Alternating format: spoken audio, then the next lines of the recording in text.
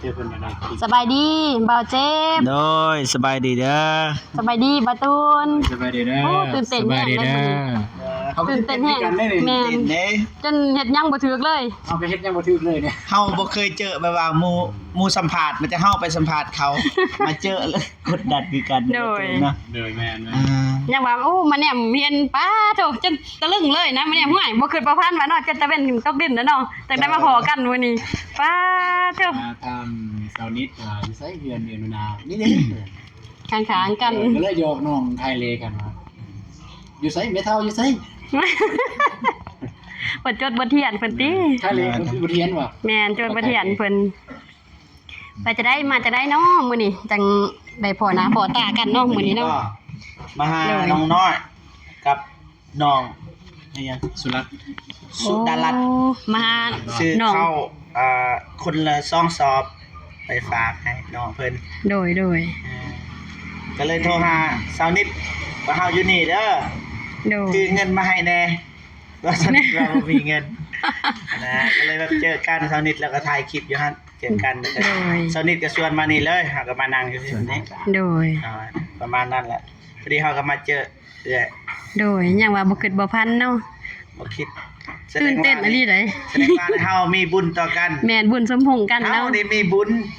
โดย ได้มาเจอนะ โดยป้าเถอะนะมาพอจะจริงมีแต่ผู้หล่อๆเนาะ หล่อป่ะ แม่นมีแต่ผู้หล่อ โดยขอบใจ ๆป้าเถอะส่วนหลายนี่เห็นแต่ในคลิปใด FC คือกันได้แต่ก่อนก็ติดตามตลอดได้ แม่นบ่ แม่นเบิ่งตลอดเห็นมาตูนเพิ่นกับน้องบ้องเด้เสียได้แอบหลุดอยู่คอมเมนต์เลยอยู่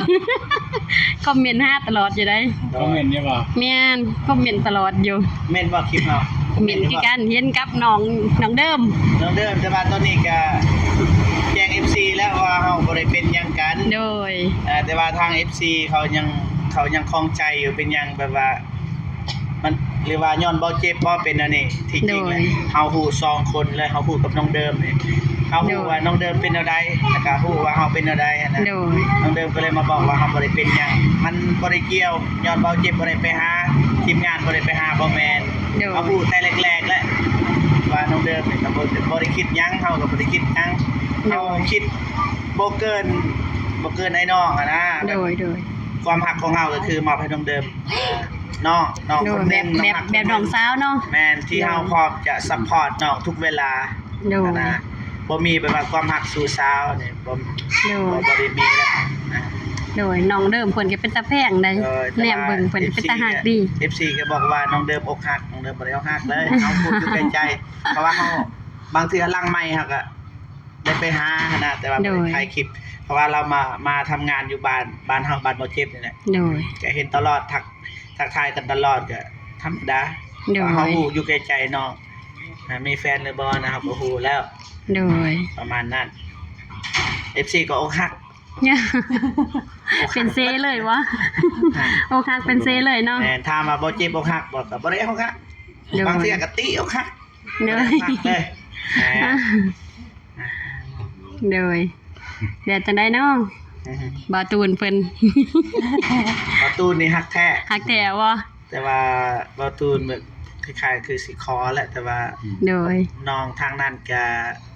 บ่พอมันนะเพราะว่ากำลังขึ้นเรือนใหม่กี่ไรก็ต้องปีหนึงก็พอปีหนึง โดย ประมันนั่นน่ะ แต่ว่าถ้าเฮือนฮอสร้างเสร็จเรียบร้อยแล้วจังโอเคเลยเนาะ แม่นรายละเอียดพุ่นแหละทางนี้แหละคุณครู โดย FC ก็ว่าเฮารักทีมน้องบองอยู่ยังของใจเฮา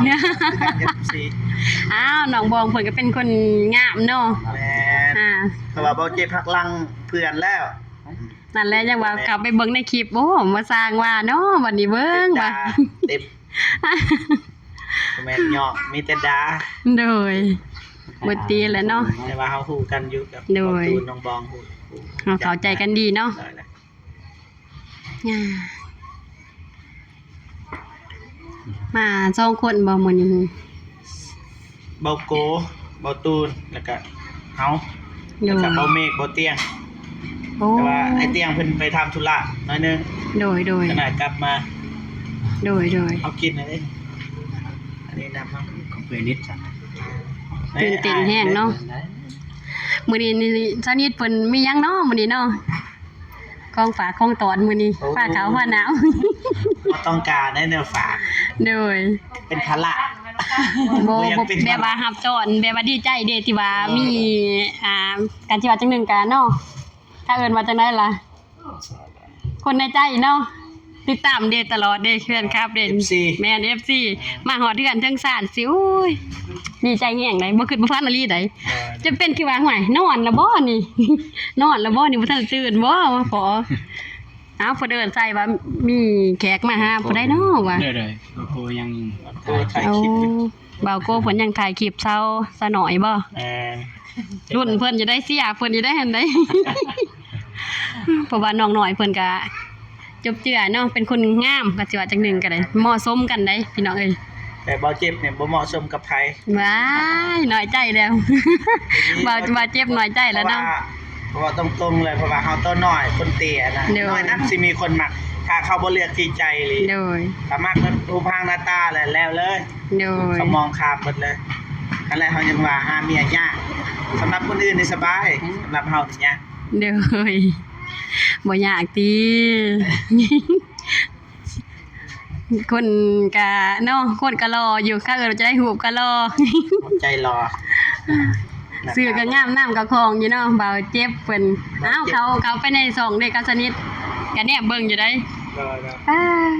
คือคุ้นๆเนาะผู้ใดเด้วะไปอ่านสื่อคือเคยเห็นอยู่ซั่นเนาะเห็นช่วงก่อนมากับเบาเตียงเด้เบาเตียงทองเพิ่นมาช่วงที่ว่ามาหาแม่แถวอิหยังหลังบ้านนั่นเด้ รอ จังว่าเกิดคุ้นๆโอ้พี่ถามสนิทว่าบ่เจ็บเด้ทีมงานใส่บุญลาวไตเฮามา4คนเพิ่นดอกว่าโอ้ก็เลยว่า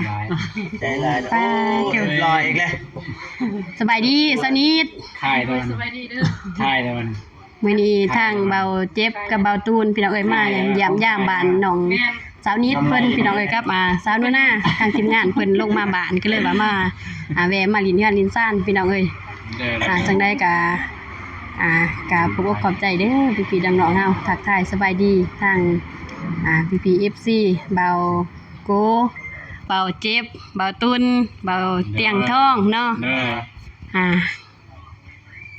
มาหอดเถื่อนเทิงซ่านนี่พี่น้องเอ้ยมื้อนี้จนว่าจนว่าซ่านนู่นน่ะตื่นเต้นจนว่าปากยังบ่เป็นเลย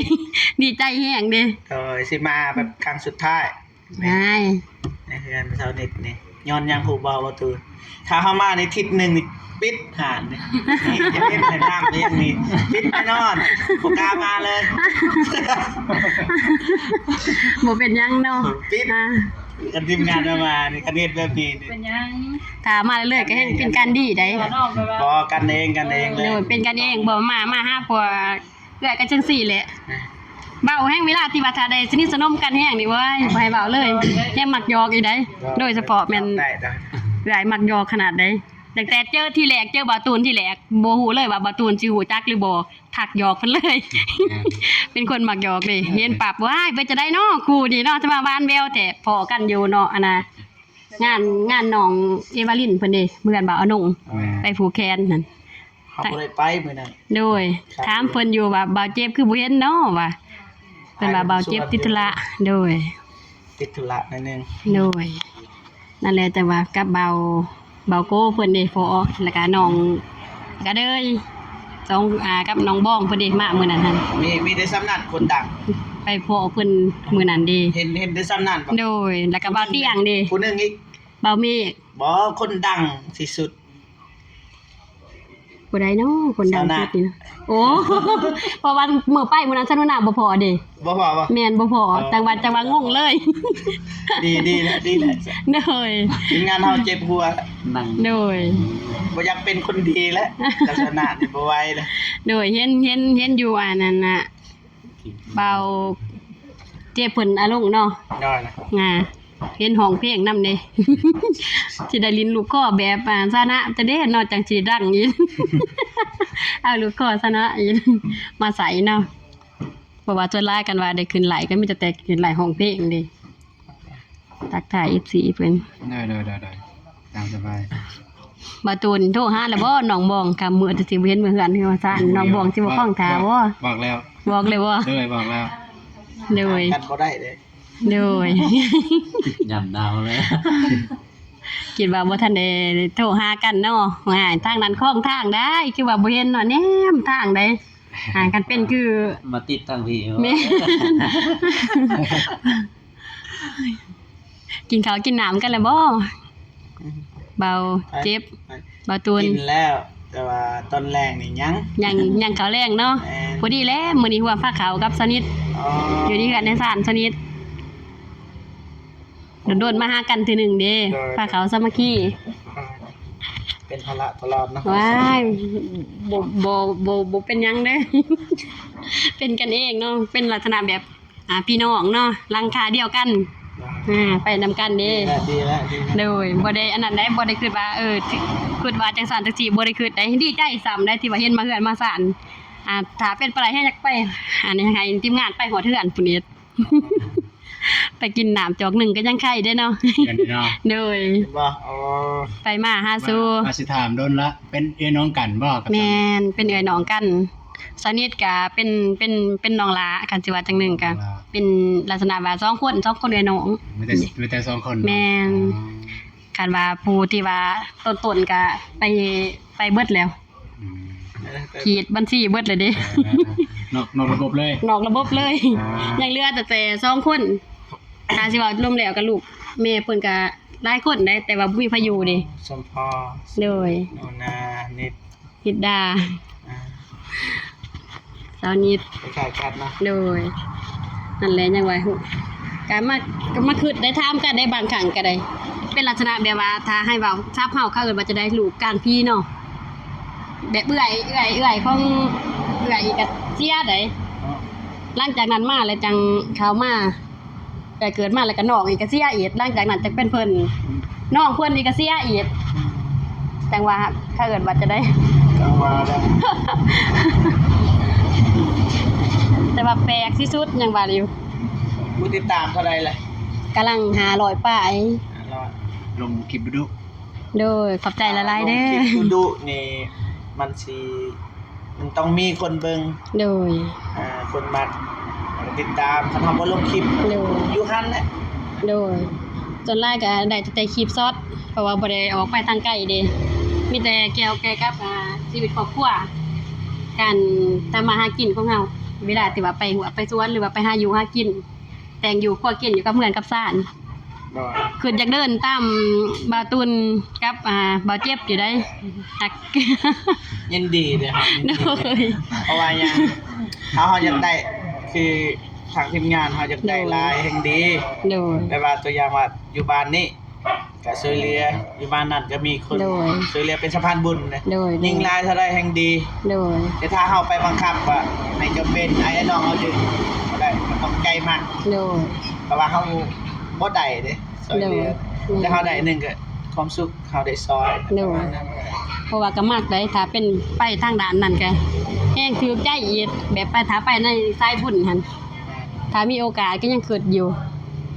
คือว่าแล้วไปก็ อยากไปเนาะ โดยอยากไปอยู่ ดีใจนะแบบว่าคิดแบบนั้นนะเพราะว่าน้อยนักคนสิคิดแบบนี้ โดย เสียสละเวียกส่วนตัวแล้วก็เอาเงินน้อยๆที่เฮามี โดย ไปแบ่งปันนี่ยากสุด โดย หายากเลยแบบนั้นแต่ว่าถ้าเอื้อยว่าอยากไปแฮงยินดีนะ โดย บ่ปฏิเสธเลยทีมงานเฮาไป โดยขอบใจเด้อ แฮงไลน์เท่าใดยิ่งดีแบบคึกๆในม่ว โด น ยแม่นไปเป็นทีม บางทีก็หย เนาะ อกกันที่จริงในคลิปนี่บางทีเฮาก็หยอกกันยามเฮาเฮ็ดเฮาก็เฮ็ด โดย ยามหยอกเฮาก็หยอกแบบนั้นนะ โดย FC ก็น่าสิเข้าใจแหละส่วนนี้ โดย เฮาหยอกเขาก็บ่ได้ว่าหยังเพราะว่าเขาฮู้แล้วตอนเฮ็ดเวียกตอนหยอกกันเฮาอยากให้ตัวเองมีความสุขแล้วเฮาจึงมาตรงนี้ โดย เฮ็ดอะไรก็ได้ขอแต่ว่าบ่ทำลายคนอื่น โด ประ ย มาณนั้น แม่นโดย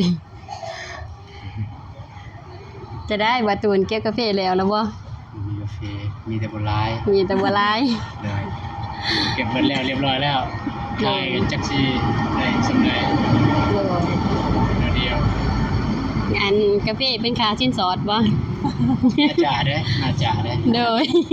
ยังลุ้นอยู่เนาะ ยันบ่พอซะ ยันบ่พอบ่ เออ อย่าเอากาแฟนี่เป็นสินสอดบ่พอ โดย มันน้อยเดียว ก็ยังไข่เนาะ คือเอื้อยนี่ติจักสิไปหาทางใดยังบ่ทันมีหม่องอยู่ อืม ใครแน่ติแม่น มีแต่เขา ส่วนหลายก็เฮ็ดเป็นข้าวหน้าก็คือแต่ละปีก็ได้ก็บ่หลาย ได้ เปลี่ยน ขายบ่ครับ บ่ อ๋อ คันสิว่าจังหนึงคันว่าถ้าว่ามาไล่แท้ๆบ่ได้ขายลูกทุนซ้ำเพราะว่าถ้าอ้าวเขาเฮามันบ่งามเด้บางปีก็ได้ อืม มาเฮาลงทุนใส่ในการปักพังให้อีกเด้ตอนนั้นแหละเพราะว่าดินก็ดินบ่อยากงามปานใดเป็นดินดากแดงเด้บ่คือดินดำได้คันดินดำคือเขตแถวอันนี้ข้างบ้านนี่งามได้ ดิงดังงามอยู่แล้วดัง โดยนี่หันเป็นแบบแดงๆออกแดงๆแข็งก็เลยว่าเขาบ่อยากงาม แต่ก็ยังไข่แต่ว่าบ่ได้ซื้อหั่นนะ ยังไข่ก็ยังแต่ก็อดเอาได้แต่ว่าบ่ได้ซื้อหั่นได้กันว่ากินแบบว่าคือว่า3ขาบเต็มระบบเลยหั่นได้ซื้อคือเก่า ยังว่าเขามันบ่อยากงามปานใดดิ ทางนั้นอาศัยแต่ซื้อ โอ้ ต้องซื้อ มันมีนามี บ่ แต่เจ บ่มีนามีแต่มันบ่กุ้มข้าวที่เฮาเฮ็ดเอง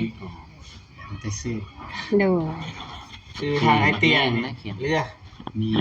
โดย แค่นี้กันคนที่กาแฟแค่นี้อยู่ แม่นทางบ่เตียง บ่มีแห่งใหญ่มาอยู่ใหม่แต่บ่มี เดี๋ยวจะหน่อย ไปซื้อ ไปอยู่จุดนั้นอยู่ใหม่บ่ อยู่ใหม่ โอ้ แต่ก่อนพุ่นแรกอยู่เขื่อน หมอ น้ำท่วมหมดเลย ก็ย้ายไป โอ้ เพื่อนเนาะย้ายมา ใหญ่เกลือแล้วก็มาใหญ่อยู่หมองเขาสร้างใหม่ ห้วยดำเดี๋ยวนี้ โอ้ ชื่อบ้านห้วยดำแต่ก่อน โดย บ่มีและบ้านห้วยดำหาก็เกิดใหม่ โดย เกิดใหม่ประมาณ10 ปี บ้านห้วยดำบ่แม่นช่วงปี2012บ่ 2013 13เนาะยินข่าวอยู่คือว่าสร้างบ้านใหม่ดิบ่เคยไปจักเทื่อใดขึ้นจักไปอยู่ ยังให้เขียนกันเขาไป บ่ทันได้ไปอยู่ชั่วไลก็เบิ่งแต่นำคลิปบาตูนแล้วก็คลิปบาเจ็บเองอาลงแล้วก็บาเตียงเพิ่นได้เวลาที่ว่าไปบ้านดิ เฮ็ดนั่นบ่ แม่น มีเวลาก็ไปยาม นั่นแหละยังว่า พยายามแต่ว่าบ่มีหยังให้ โอ้ยได้ไปพบหน้าพบตาก็ดีใจแล้วได้คือจังซี่แล้วเวลามาพอกันจังซี่ก็รู้สึกดีใจได้ตื่นเต้นอีพร้อม ที่ว่าเป็นมื้อพิเศษเนาะมื้อนี้เนาะได้พบทั้งทีมงานใจบุญเฮาเนาะ เด้อ อ่า อีกคือการ เลยบ่ฮู้อีกนอกจากมื้อนี้แล้วจะแม่นมื้อใดอีกเนาะจะได้พบกันเนาะ มันขึ้นกับ เด้อ สองฝ่าย เด้อ ทางเฮาและทางเอื้อย โดย ว่าเฮาจะพอกันหรือบ่ โดยโอ้ยถ้า เอื้อยอยากพ่อ แม่ ไป น ห้วยดำเจอแน่นอน ย่านแต่ว่าเจ็บจะง่ายไก่นู่นน่ะจะคือมาตลอด โอ้ก็แต่คือแต่ต้นนะบ่เจ็บบอก โดย เฮ็ดความดีจากซอยเรือเนี่ยโอ้ให้ โดย ดีใจให้ซอยๆกัน โดย เรา และ จะได้เอาเบอร์อันนี้สาวนิดเรียบร้อยนะครับ โดย อยากโทรหา โดยผู้ดีได้สบายเนาะได้พัวพันกันคันบอกคือแต่ก่อนอยากไปหาก็คือว่าได้เว้าซื่อๆคือทางเอื้อยเองก็แบบว่าเป็นเขาเอิ้นว่าจะได้บ่น่าอายบ่ฮ้านเลยเว้าความซื่อ เดี๋ยว เห็นอยู่ในคลิปเป็น FC อยู่ตลอดติดตามตลอดทุกบาดกล่าวที่ว่าเคลื่อนไหวเด้บ่ว่าไปทางดักจึงคือกันช่วงที่ว่ารถบาเตียงฝนสิตกเที่ยวก็อู้ทางที่เบิ่งกระลุดน้ำแล้ว มันน่ะ แม่นไปกระลืมบ่ฮะ ก็เลย โดย เบิ่งคือกันบ่ตอนนั้น ว้ายไปเห็นตะคิงรถโอ้ยคุมตะลุนอยู่อ่ะจังว่าอย่าว่าติจะไปตกเห็นอย่าเด้ออยู่ว่าเบิ่งจนรุ่นน้ำได้จับหน้าจอขึ้นมาจนจังซี่ได้แน่อยู่โอ้ไปมาเบิ่งข่าวหนึงโอ้ยเรียบร้อยแล้วโอ้ยใครแน่ กันใจน้ำได้เวลาเบิ่งคลิปก็ได้ แม่นบ่ ว้ายยังคือเห็นบ่คอมเมนต์หยอกนำสองเบาเตียงเพิ่นเด้โอ้ยบ่ตัวนี้สิใจบ่หน่อยก็ค่อยหนึงแล้วยัง น้องบ้องอีกแนวทางนั้นว่า คุมแต่หยอกเนาะหยอกพี่ๆเพิ่นทางนั่นเอาแล้วคอมเมนต์เอาแล้วบ่ได้พอตัวจริงเด้ เดี๋ยวกินข้าวกินน้ำแล้วบ่ ยัง ยังวะ เดี๋ยวจะหน่อยเฮากินข้าวร่วมกันเนาะ คุยกันเลย ตัดคลิปไปนำ โดย ขออนุญาตตัดคลิปเลย บ่เป็นหยัง ไปนำตัดไปนำ โดย ยังจะทำได้เลย โดย แบบนี้แหละเวียกเจ้าเฮาย ามกะแม่นได้คันสิว่าจังหนึงแฮงคือเอื้อยกันเอื้อยใส่ว่าตัดช่วง 8-9 โมงได้ บ่ได้เฮาได้ตัวอย่างมาถ่ายแล้วก็ลงเลย โอ้ คล้ายๆไล่สดเลยถ่าย บ่ ปั๊บลง ถ่ายปุ๊บลงปั๊บ สงสัยจังๆไปจักเอื่อยจังเนาะ บ่คันแล้วแต่เพราะว่าเฮาถ่าย โดย ตัวอย่างว่าทีมงานเนี่ยถ่ายพร้อมกันนี่อันนี้ต้องลงนำกัน โดย ตัวอย่างว่าผู้นี้ลงแล้วผู้นี้บ่ทันลงเขาก็ฮู้ได้เขาถ่ายด้วยกัน โอ้ย ถ้าว่าถ่ายคนเดียวจากลงบ่ได้ก็ได้ โดย ถ่ายคนเดียว แม่น เพ คื ราะ อ ว่าบ่มีเรื่องราวของเฮาเองนะบ่ โดย บ่ทันมีภัยแบบแชร์ออกไป โดยโดยเห็นคือเอื่อยหันสมมุติว่ากันเฮ็ดคลิปตอนเช้านี่เอาแล้วแนวยังไปเฮ็ดเวียกเด้มาประมาณ 9:00 นตัวลากกับสัญญาณมันบ่อยากดีเด้ แม่ลงคลิปแต่โดน แม่นต้องใช้เวลาซ่าขนาดเงินลงคลิปสนิทปานนั้นก็ท่าจนจะเกือบเป็นชั่วโมงพุ่นใด แต่หัวค่ำพุ่นตอนต้นเช้าก็บ่ได้โอ้บ่หน่อยจังว่า จะมานั่งภาวนาเจ้ากันแนมเบิ่งจังซี่แหล้วโอ้เป็นจังได๋สัญญาณช่วงนี้นี่คือว่าบ่อยากดีว่าลงคลิปก็นั่งเผาได้บ่เผาก็เวลาที่ว่ามันค้างเด้สัญญาณค้างเฮาต้องได้เข้าไปในสัญญาณใหม่ใน Wi-Fi เปิดใหม่อีก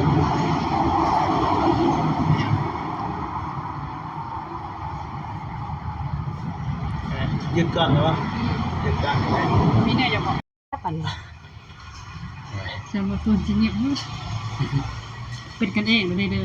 หักแพงกันไปมาหาแวอย่างว่าอันนี้ว่าอันนี้มาเฮ็ดเวียกคะแนนเดียวกันแบบเดี๋ยวนี้เฮ็ดนํกันจังซี่กันบ่เฮ็ดก็บ่ฮู้อีหลีเลยที่ได้โทรใส่เพิ่นยังบ่หาน เกรงใจ ตายเด้ปิดคลิปกดแล้วบ่ กดแล้ว ไปเลยบ่จบคลิปบ่ให้บ่เจ็บจบบ่ ยัง นะทางหลัง ทั้งสอง ทางหลังอยู่ทางหลัง อยู่ทางหลังสนิท มายืนนี่นะ เด็ดมา อยู่ทางขา สนิทมา เดี๋ยว บันทึกเลยบ่ โอเค โอเคพี่น้องเนาะทางเอื้อย2คนเพิ่นก็บอกให้ปิดคลิปให้พี่น้องเนาะทางซอกยังก็ สาวนูนาแฟมิลี่ สาวนูนา เลย Family เลย โอเคพี่น้องเนาะทางเฮาก็ขออนุญาตจบคลิปก่อนนะเพราะว่าทางเอื้อยเพิ่นก็กำลังสิแต่งเนื้อกินให้ บ่เนื้อกินให้พี่น้องเนาะเฮาสิจบคลิปก่อนให้เอื้อยนูนาพี่น้องเนาะจังไดก็ขอบคุญขอบคุณเนาะ FC ทุกท่านหรือว่าผู้ใหญ่ใจบุญทุกท่านเนาะที่เข้ามาเบิ่งมาชมคลิปของเอื้อยนูนาเนาะตั้งแต่ต้นจนจบเนาะแล้วก็ฝากให้ FC ทางเบาเจ็บเบาตูนหรือว่าทางเบาเตียงทองแชนแนลพี่น้องเนาะเข้ามาติดตามเป็นกำลังใจให้ทั้ง2เอื้อยเพิ่นเนาะสุดท้ายท้ายสุดนี้เบาเจ็บก็ขออวยพรอวยชัยให้แก่ผู้ใหญ่ใจบุญทุกท่านนะจงมีแต่ความสุขสุขภาพแข็งแรงขอให้อายุมันคนยืนความเจ็บบ่ให้ได้ความขายบ่ให้มีปรารถนาสิ่งใดขอให้ได้สิ่งนั้นอย่าเจ็บอย่าจนแล้วก็ให้ร่ำๆรวยๆยิ่งๆขึ้นไปเด้อเบิดสุขสุขคนพี่น้องเนาะสาธุโอเคข้าพเจ้าเป็นตัวแทนขออนุญาตจบคลิปก่อนพอๆกันคลิปหน้าสำหรับคลิปนี้ขอกล่าวคำว่าสบายดีเด้อพ่อแม่พี่น้องเบิดสุขสุขคนพี่น้องเนาะบ๊ายบายไปแลน ให้ทั้งสเปนกลัวที่